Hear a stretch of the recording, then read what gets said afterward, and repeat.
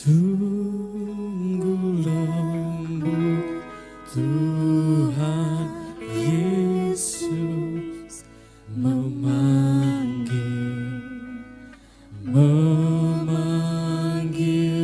aku dan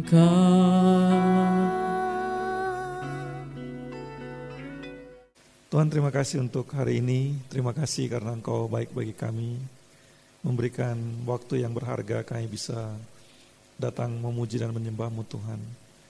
Dalam segala keterbatasan dan kekurangan kami, Engkau senantiasa baik bagi kami.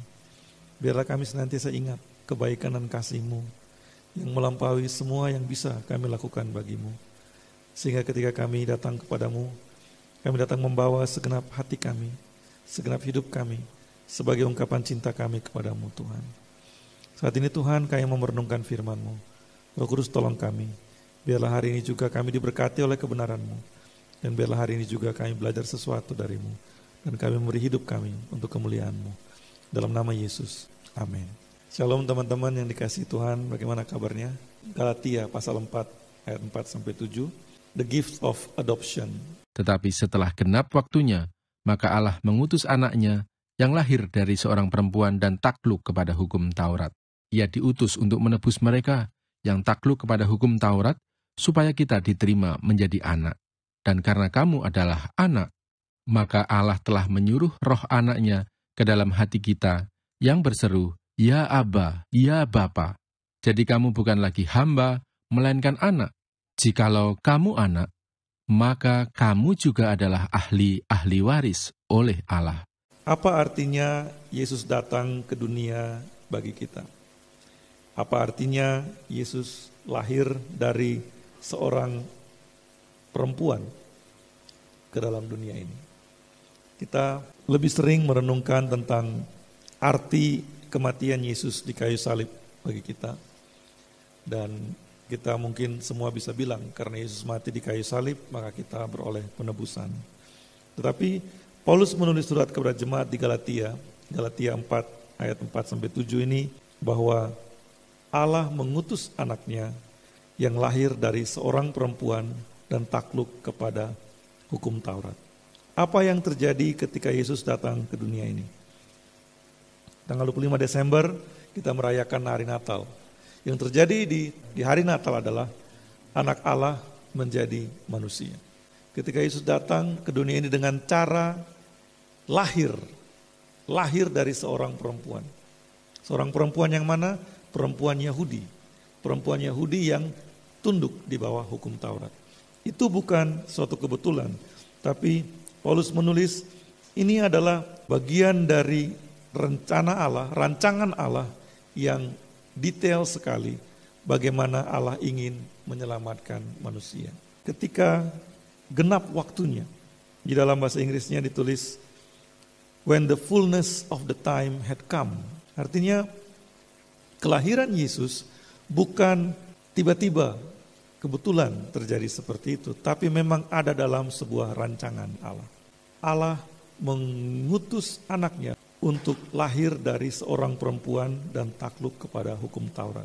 Ini artinya teman-teman, anak Allah bukan hanya menjadi manusia dalam arti dia mengenakan tubuh manusia. Seringkali kan diajarkan gitu. Dia mengenakan tubuh manusia. Tapi Paulus mengatakan dia menjadi manusia. Menjadi manusia dan mengenakan tubuh manusia itu sedikit berbeda. Dia menjadi manusia artinya dia benar-benar manusia. Dan bukan hanya dia benar-benar manusia, dia menjadi manusia yang tunduk kepada hukum Taurat. Yesus lahir sebagai manusia yang tunduk kepada hukum Taurat, dan itu semua ada dalam rancangan Tuhan supaya apa? Ketika manusia jatuh dalam dosa dan kemudian Tuhan mau menolong manusia, Tuhan berikan hukum Taurat sebagai cara untuk manusia mengenal hukum Tuhan.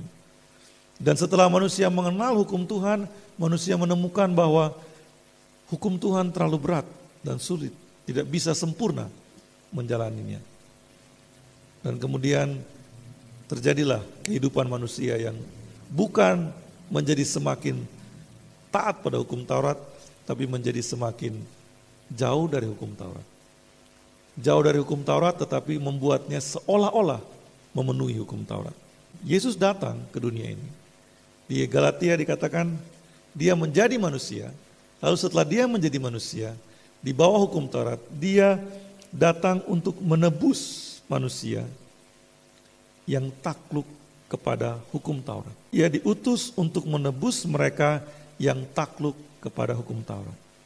Jadi Tuhan mengutus anaknya lahir sebagai manusia, manusia yang takluk kepada hukum Taurat. Tetapi sebagai manusia yang takluk kepada hukum Taurat, dia memenuhi hukum Taurat. Dan karena dia memenuhi hukum Taurat, dia bisa menebus mereka yang di bawah hukum Taurat. Saya terus terang agak terkejut karena tidak banyak Galatia 4 ini dibahas di gereja. Padahal ini artinya dalam sekali. God sent out his son, born from a woman, under the law. Tuhan mengutus anaknya lahir dari seorang perempuan tunduk di bawah hukum Taurat. Akan tetapi dia menebus mereka yang di bawah hukum Taurat. However, he redeemed those who were under the law. Itu kan rahasia yang besar sekali. Masalah kita dengan Allah adalah kita dengan Allah terpisah oleh jurang dosa yang terlalu besar. Ketika Allah menciptakan manusia serupa dan segambar dengan Allah, ada satu batas, pohon pengetahuan yang baik dan yang jahat yang gak boleh manusia makan. Ketika manusia makan buah pohon itu, kelihatannya hanya makan sebuah buah pohon. Tapi dengan makan buah pohon pengetahuan yang baik dan yang jahat itu, manusia kemudian terpisah dari Allah. Dan seiring waktu, keterpisahan manusia dari Allah itu bukan semakin mendekat, tapi semakin jauh, semakin lebar, dan semakin lebar. Dan ketika Allah mau menolong manusia, Allah tunjukkan hukumnya. Kenapa manusia terpisah dari Allah? Karena itu tadi, manusia ingin menentukan apa yang baik menurut dirinya sendiri. Ketika manusia mau, aku yang tentukan yang baik bagiku, maka semua yang baik menurut manusia, dia lakukan. Akibatnya manusia semakin jauh dari Tuhan. Tapi ketika Tuhan melihat itu, ada satu hal yang Tuhan belum lakukan kepada manusia. Tuhan belum kasih tahu yang baik menurut Tuhan seperti apa. Kalau kita main permainan gitu, yang pertama kita harus tahu adalah peraturannya. Kalau belum tahu peraturannya, kita akan main dengan sembarangan dan malah jadi lucu. Ini permainan apa? Jadi kalau mau main sebuah permainan, harus sepakati peraturan dulu. Nah, Tuhan dan manusia seperti itu. Awalnya manusia dan Tuhan adalah satu di Taman Eden. Manusia memilih untuk menentukan jalannya sendiri. Dan kemudian Tuhan datang memberikan kepada manusia, ini jalanku. Jalan Tuhan seperti ini. Manusia pilih jalan manusia. Dan kemudian berjalanlah. Jalan Tuhan, jalannya manusia. Harapan Tuhan adalah, dengan hukum Taurat adalah, manusia setelah melihat, oh ini jalan Tuhan. Akhirnya manusia mau pindah ke sini, ikut jalannya Tuhan. Tapi yang terjadi, manusia tetap jalannya sendiri. Bahkan jalannya semakin jauh dari Tuhan. Memang ada di perjanjian lama, orang-orang yang mendekat kepada Tuhan, mengikuti jalannya Tuhan. Tapi lebih banyak yang menjauh. Nah, itu masalahnya. Masalah kita dengan Tuhan adalah kita terlalu jauh dari standarnya Tuhan. Kita terlalu jauh dari hukumnya Tuhan. Kita nggak bisa memenuhi hukumnya Tuhan. Semakin kita dikasih tahu hukumnya Tuhan, semakin kita akan menemukan kita jauh dari hukumnya Tuhan. The problem between man and God is that we are too far away from the law of God. When Moses was given the law, the purpose from God was that man could see the law and obey it. But what happened through history is that the life of man is driven farther away from God. Semakin jauh. Dan kemudian apa yang Tuhan lakukan? Dari pihak manusia, apa yang bisa manusia lakukan? Dari pihak manusia hanya satu yang manusia bisa lakukan. Sempurna. Tapi kesempurnaan itulah satu-satunya yang manusia tidak bisa lakukan. Berarti apa? Berarti nggak ada harapan. Dalam masalah ini teman-teman, masalah kita dan Tuhan, ada jurang dosa yang besar sekali yang memisahkan kita dan Tuhan. Untuk bisa datang pada Tuhan, kita harus sempurna. Artinya tidak berbuat dosa sama sekali. Tapi nggak ada yang bisa. Nggak ada yang bisa. Dan karena itu, orang-orang munafik membuat aturan baru. Gak bisa memenuhi 10 hukum Tuhan, bikin hukum ke-11. Janganlah engkau ketahuan ketika melakukannya. Dan itu yang terjadi di zaman Yesus. Orang-orang Farisi, ahli-ahli Taurat, mereka bikin hukum seolah-olah taat pada Tuhan. Padahal sebenarnya tidak taat. Kalau melihat seperti ini teman-teman, kita semua gak punya harapan. Lalu solusinya apa? Solusinya Tuhan mengutus anaknya. Karena itu teman-teman kita harus sadar bahwa Natal itu bukan pesta-pesta. Natal adalah sesuatu yang harusnya sangat memukul kita. Karena kita begitu berdosa, Tuhan harus mengutus anaknya menjadi manusia, lahir di bawah hukum Taurat. Supaya apa? Kita ditebus. Because we are so far away from God, Jesus has to come. God has to send his own son, born of a woman, under the law, to redeem those who are under the law. Karena itu Natal teman-teman adalah saatnya kita mengucap syukur untuk kasih karunia Tuhan. Christmas is the time to be grateful for the grace of God. We are all sinners, condemned to death by the law. But God sent his son to redeem us from the law. Ada satu yang lebih keren lagi teman-teman. Kita yang begitu berdosa, begitu jauh dari Tuhan, diberikan pengampunan, penebusan oleh Tuhan.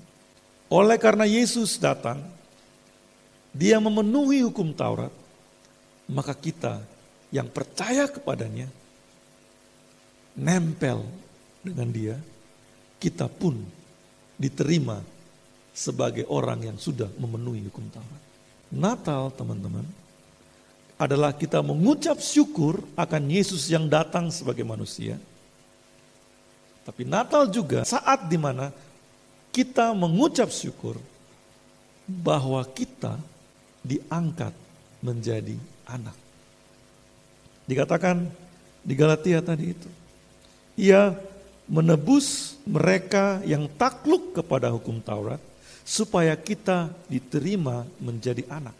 Karena Yesus memenuhi hukum Taurat, maka kita ini siapa maksudnya di sini? Kita ini orang-orang bukan Yahudi. Orang-orang yang tidak di bawah hukum Taurat. Kita diangkat, diterima menjadi anak. Di dalam bahasa Inggrisnya dipakai kata, we might receive the adoption as sons. To redeem those who were under the law, that we might receive the adoption as sons. Kita menerima adopsi. Artinya kita bukan anak, tapi diadopsi sebagai anak. Itu kan keren sekali. Jadi kedatangan Yesus, teman-teman, kedatangan Yesus adalah membereskan masalah dosa, membereskan masalah hukum Taurat, dan kemudian memulihkan identitas kita sebagai anak Allah. What Jesus did by coming to the world was redeeming those who were under the law Jesus redeemed those who were under the law. But not only that, He restored our identity as children of God. Inilah alasannya kita bersuka cita karena Natal. Yesus lahir bagi kita, itu adalah sukacita besar. Kenapa? Karena kita diampuni dan kita dipulihkan identitas kita. Diangkat menjadi anak. Tapi kita, teman-teman, mendapatkan keberuntungan itu karena Natal. Kita orang-orang brengsek, jahat, penuh dosa. Tapi ketika Yesus datang, Dia menawarkan adopsi sebagai anak. Anak yang bagaimana? Anak yang berseru, ya Aba, ya Bapa. Kita diangkat menjadi anak yang boleh memanggil Allah sebagai Aba. Artinya kita bukan anak biasa. Kita diangkat sebagai anak-anak yang sah dari Allah. Tapi bukan hanya anak-anak yang sah, anak-anak yang sah dan disayang. Intim. Kita bisa panggil Aba, Bapa. Karena Yesus datang, lahir dari anak darah Maria, Dia menebus kita, mengangkat kita menjadi anak. Because Jesus has come, we can now call God Abba, Father. Keren banget kan? Masih sedih hidup di dunia ini kalau kayak gini. Ya sedih karena dunia membawa banyak masalah. Gitu. Tapi orang-orang yang menjadi anak-anak Allah punya pengharapan yang berbeda dengan orang-orang dunia ini. Karena kamu adalah anak, Allah telah menyuruh roh anaknya ke dalam hati kita yang berseru, ya Abba, Bapa. Because you are sons, God has sent forth the Spirit of His Son into your hearts crying out, Abba, Father. Roh anaknya ada dalam hati kita. Roh Kristus ada dalam hati kita. Roh Kudus ada dalam hati kita. Spirit of His Son.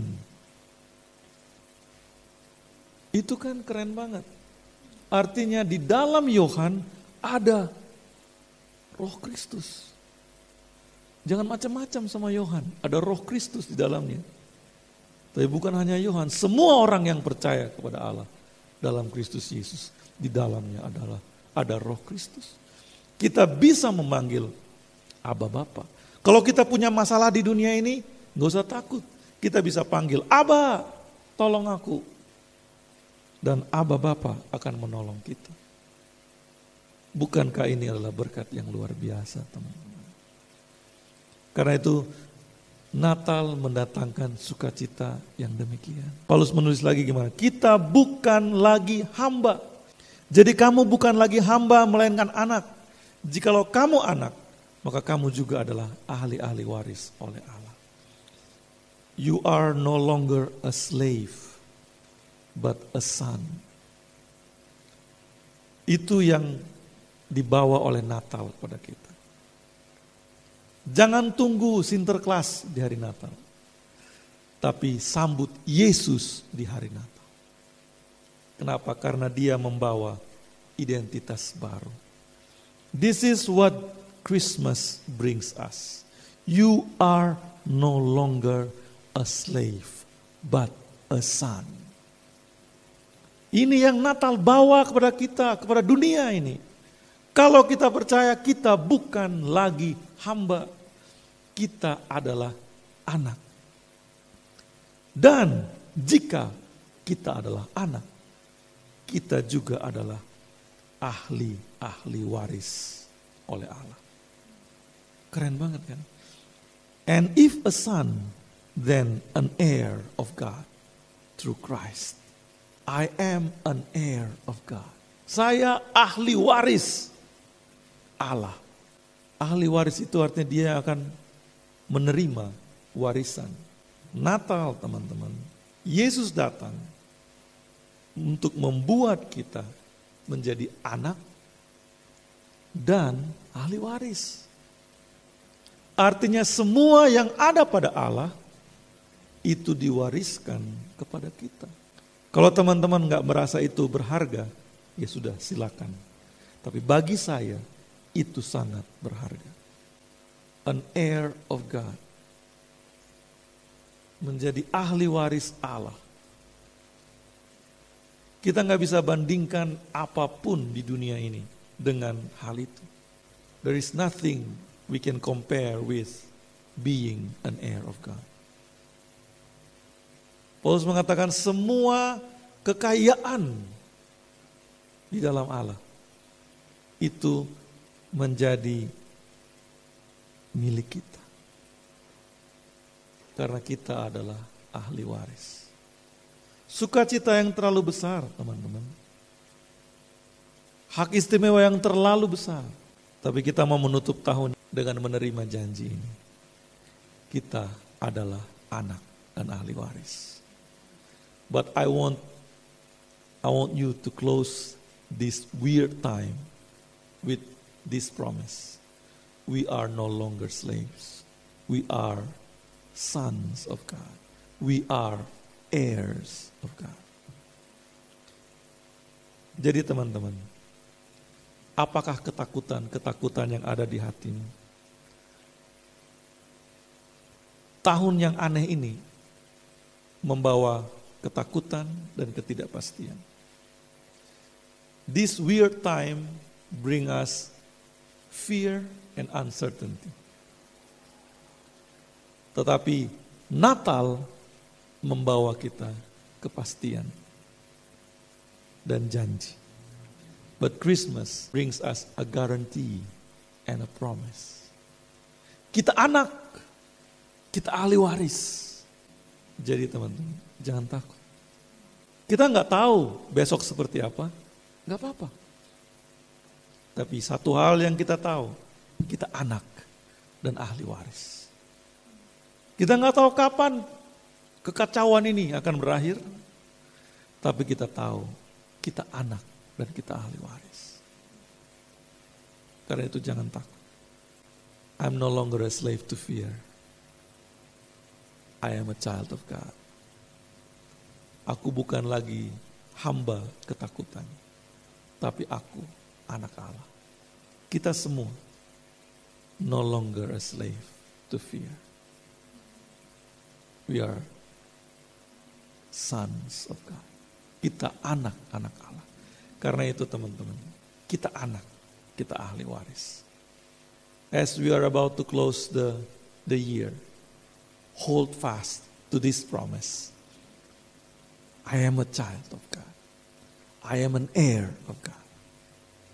Good things will come eventually. Hal yang baik pada akhirnya akan terjadi. Ada lagu yang bilang, sesuatu pasti terjadi untuk kebaikan kita. Something good is about to happen. Something good is in store. Kenapa? Karena kita anak. Kita ahli waris. We are sons of God. We are heirs of God. Teman-teman mau percaya? Percayalah bersama dengan saya. Karena itu mari kita percaya kepada Tuhan. Karena kita adalah anak-anaknya. Tuhan akan memberi yang terbaik bagi kita. Kalau kita percaya. Kalau kita percaya. Mari kita berdoa. Bapa di surga, terima kasih untuk hari ini, untuk firman-Mu menguatkan kami. Kami bukan lagi hamba, ketakutan atau apapun, tapi kami adalah anak-anak-Mu Tuhan. Lalu tolong kami. Kami mau hidup sebagai anak-anak-Mu. Kami mau hidup sebagai ahli waris-Mu Tuhan. Apapun yang kami harus hadapi di dunia ini, kami menghadapinya sebagai anak-Mu. Kami menghadapinya sebagai ahli waris-Mu Tuhan. Karena itu kami tidak takut. Kami mau menatap tahun yang baru nanti dengan sukacita dan damai sejahtera dari-Mu Tuhan. Tolonglah kami dalam nama Yesus. Semua kita yang percaya katakan amin. Sungguh lembut Tuhan Yesus memanggil